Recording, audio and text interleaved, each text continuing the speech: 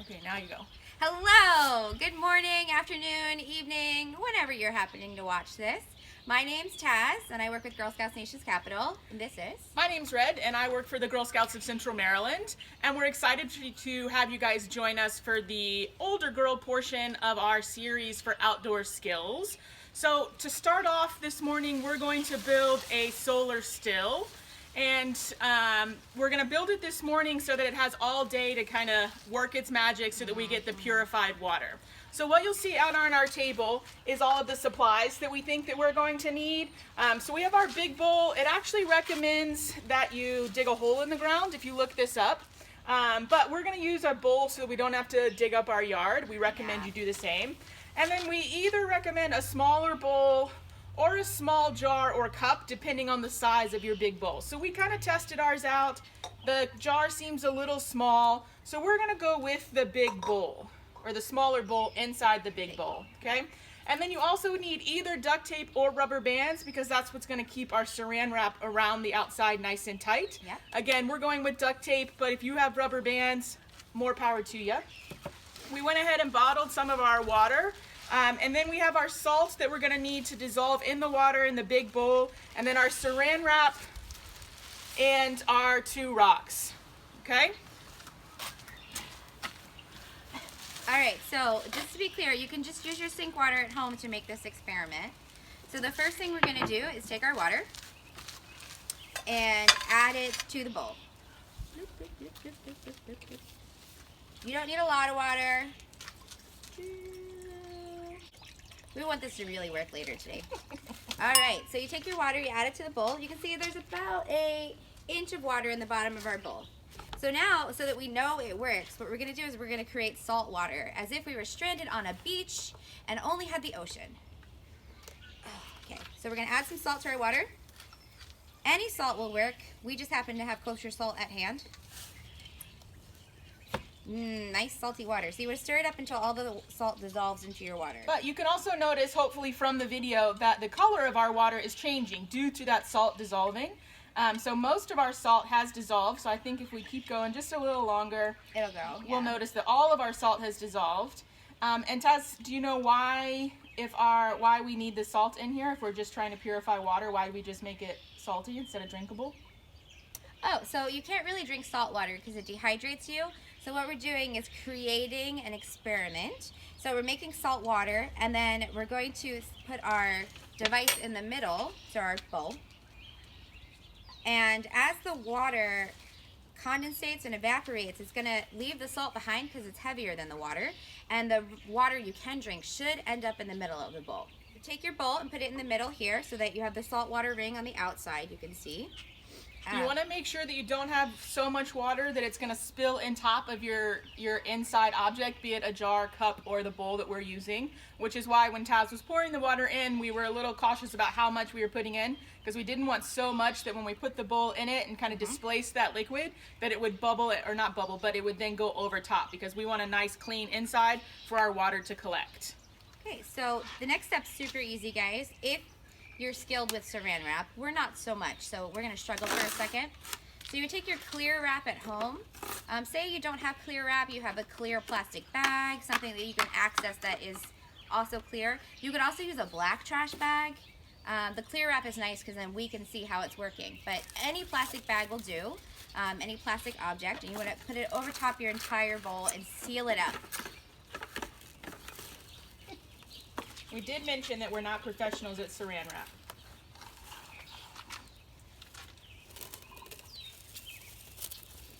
You want to make it nice and taut.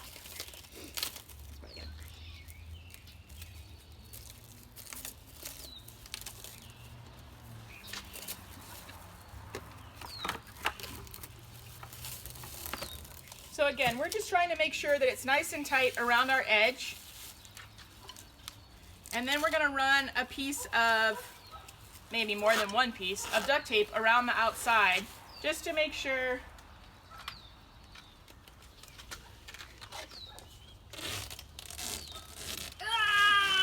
Okay. Just to make sure it's nice and tight. You want to make it like a lid on the container, a nice enclosed process.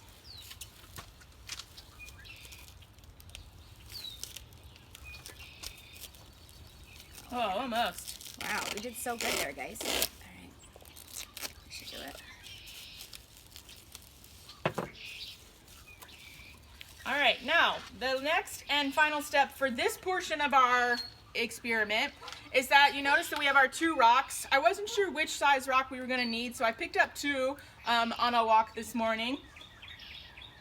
And you want to set it just in the middle there, over top of your empty container.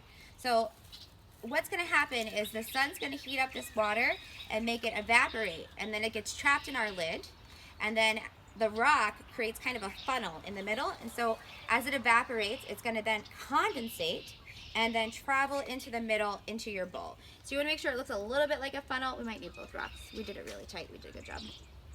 Okay. And so that's going to help it drip down in the middle. Okay, so. Awesome.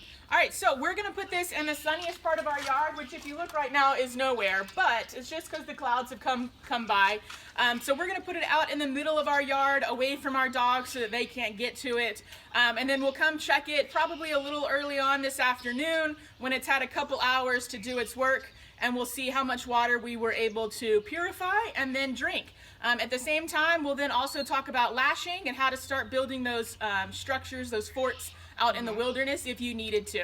So we'll talk to you guys in a few hours. All right, so it's finally time to check on our solar still. But as you might notice, there's not a whole lot of sun to create our solar energy that we need. We're still gonna check on it because we said that we would, and it's been a few hours, so we'll see what progress it's made. But I have a feeling that tomorrow, when it's supposed to just be sunny all day, that we might have had a better chance then. But let's walk on over and see it. All right, so for our next part, we're gonna talk about lashing, which is how we're going to learn a couple of knots, and then lashing is how you can use those knots and any rope that you might have to kind of bind sticks. We're going to use these boards because for those of you that may or may not have joined us for our live campfire almost 2 weeks ago, we used up all the sticks in my yard. True. So as no new sticks have fallen, we're going to use these boards instead. But it's the same concept. The knots are the same. Everything else will be the same. So the first thing that Taz is going to teach us is how to do a clove hitch. Ready? Yeah. All right. Well, I can do it on your arm, and then we can do closer. Okay. So Clove Hitch is one of the best knots you're going to need for camping in general. That's how we start with lashing for this one. We're going to do a sheer lashing today. So you want to go around and make an X. If you guys can see the X. And then when you come back around, whoop, there we go. When you come back around, I like to say X marks the spot. So kind of hold that one, and then you want to go right under that X. See? So X marks the spot. And then we pull it nice and taut. And then you can't go either way. Look, it stays right there. So that's a clove hitch. So we're going to do it on this board, and Red's going to bring you over closer to me. All right, so again, we go across, and then we're going to go around. See, now we made an X. So we're going to go back around. I'm going to hold that with my thumb so it stays there. Ooh, go all the way to the end. And we're going to go right under that X. X marks the spot for us. Right there. And it's okay if it falls around and loosens like that. We're going to snug it back up and dress that knot. Dress means it looks nice and fancy, like formal dinner. So then we pull both sides nice and taut. And that's your clove hitch. You guys will notice you can see the X there that Taz was talking about, and then one end goes that way and one end goes the other way, which is pretty important for the rest. Well, it's how you know you have your clove hitch correctly. Yep. All right, so Taz is going to tie it one more time just as demonstration. And then we recommend that you kind of pause and do some practices before we get fully into lashing. But we're just going to keep going. But the benefit of a pre-recorded video is that you guys can kind of pause us whenever you need a little extra time. Yep. All right, go for it. Okay, so again, we're going to go around the board, make an X. Bring your big end around. This is called your running end. This is the rope that's running. And then we're going to go right back under that X again. Boop. And then pull taut. Remember to dress your knot, so make it all nice and together. Ready for formal dinner. There we go. That one's a little to the side, but it still does the same thing. So you have your X in the middle there, that's crossing it. And then one going to the left and one going to the right. Okay. Awesome. All right, so Taz is going to take that off now. And now we're going to get into the actual lashing, which means we're going to tie 3 boards together. so that they stay connected. And we're going to try and tie ours so that into a teepee style, so that let's say you were out camping with your troop or just individually, and you needed to create a trash can for all the trash that you guys are going to take out with you that you brought in with you, which is a leave no trace principle that we'll talk about in a different part of the series. But this will be a cool way where you can kind of create your own trash can, lashing some sticks together and then putting your trash bag on it so that your trash bag doesn't just sit on the ground and get ants or any other insects that might be interested in what you guys are eating. Okay, so as Red said, this is a tripod lashing, and it's what's known as a shear lashing. S-H-E-A-R, shear. It's not see-through, but same kind of word. So it's a shear lashing, and what we're going to do is we're going to start with that clove hitch we just practiced, everyone. So cross it over. I don't know if you can see. And then go back around and come back through my X. Ba-bam. Okay. Now I did it. All right, so now what we're gonna do after we have our clove hitch started, we're gonna make sure it's about a quarter of the way down where we want to go, and that's gonna play an important part later. So you take your running end and you go around your stick, and then we're gonna do our first step of frapping. Not wrapping, but frapping. So you want to roll your ropes together, and this helps keep the knot taut as we continue the rest of our process. So that's our first step of frapping that we're going to do there. All right, now it's kind of like this old school thing I used to do when I was a kid, and you made these woven hearts or pot holders. And we're going to go over that board and under this board. Whoops. See? Okay, and then we're going to come back around, and now what do you think we're going to do now, right? We're going to go over this board and under this board and then over this board. So see how it goes? Over, under. We're going to repeat that process. We're going to go again around this one. Pull it all nice and snug. Go over this one and under this one. Get your rope dressed and snug down together. And we're going to do this about 5 to 7 times, or until Taz runs out of rope. So that's 3. Now I know Taz said it, but it's really important that we dress our rope, which just means you can see here how each time she's wrapping, she's pushing and cinching the lengths of rope down together.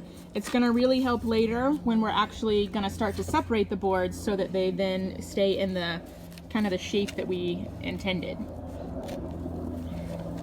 Now I'm only on number 4. You got a lot of rope left. Good. All right, so now this is 5. And since we're only going to use this for trash can and not actual human support, then what we're going to do is we're going to stop here and start with our next set of frapping. And so to snug our knots together, you want to pull it around. So you see I pulled it around to the front, and then I'm going to just lace it through the boards.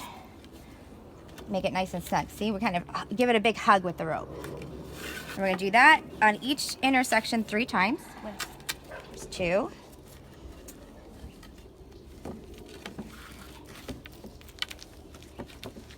3. So I did that one. So I'm going to come, pull it nice and snug and taut, and come over this one and do the same thing at this joint. Okay. So again, 3 times. So 1. Start the second one. 2. Pull my rope up. And 3. Okay. So I'm going to pull it back through and bring this end back around where we started. Now this could be the hard part. We're going to create a clove hitch or 2 half hitches. I'm going to do 2 half hitches, which if I do them right, they should be a clove hitch, but we're going to go with that. So I'm going to go around, back through, and see I made a loop. See my loop here? Take my running end and put it through that loop. Poof. Just like that. Then we're going to do the same thing again. So pull it back through. I have a loop here. See my loop? And pull it nice and taut. And then what am I going to do with all this extra rope? I don't know, Taz. What are you going to do with all You that guys extra think. rope? So what we're going to do is we're just going to do some more wraps. And frap our rope. So we're just going to wrap it up nice and snug. Don't do this part too tight because you're really just trying to finish off your rope.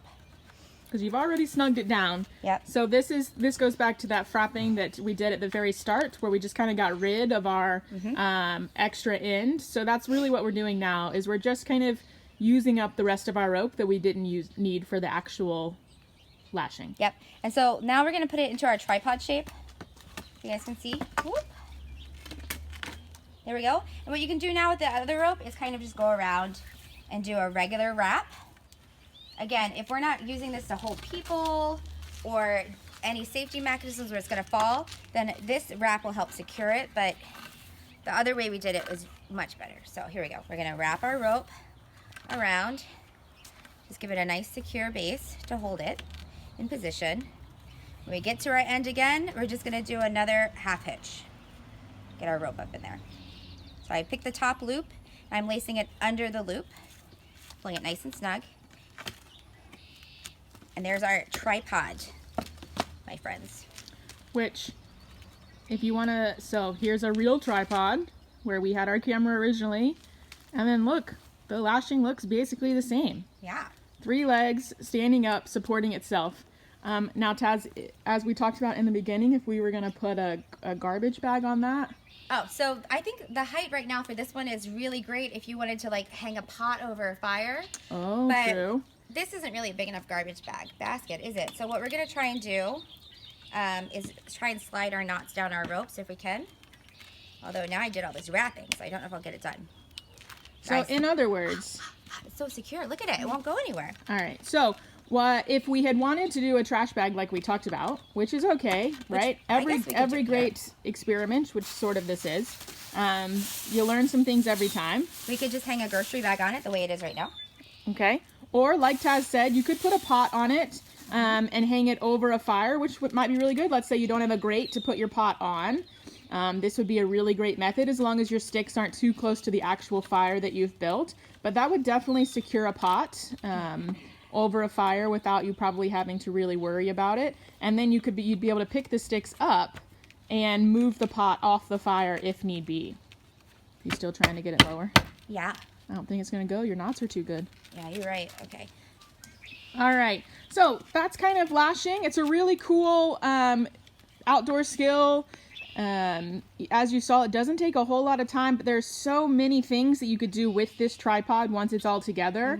And then if you wanted to go a little further, there's other ways to lash where you could like really kind of start to build really cool like forts and things. Yeah, you could use a square lashing and diagonal lashing where we tie them together like this.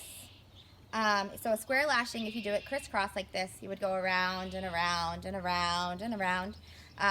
And so you can do that to build a table or a chair, anything you want to relax in, maybe a hammock stand if you build 2 tripods really securely. Awesome. All right, well, thanks, guys. So our next step is that we're going to go check. You notice that we did, in fact, move our solar still out into the sunniest part of our yard. So we're going to go check that now and see how much water we were able to purify. All right. So as you can see with our solar still, we do have a lot of condensation on the top. Wait, hold on. I think if Taz gets in close, you can kind of see the difference. Yeah. Right? And you notice that our rocks are doing their job. We did have to add one, but you can see that it caves in a little bit. It comes to a point, right? It slopes down there. But unfortunately, We don't have any real... We don't have any water inside our little bowl. So like we feared, there wasn't enough sun today to kind of really heat us up. It did start the process. That's what the condensation is. But there's no actual water inside. So we're going to have to wait until tomorrow when the sun comes out. And then we'll probably post pictures then of all the water that we were able to collect. And we hope that you guys do as well. We'd love to see pictures of your solar still either in progress or tomorrow once it's completely finished. But thank you so much for joining us for our first older girls session of outdoor skills, outdoor basics, and we'll talk to you guys again next week.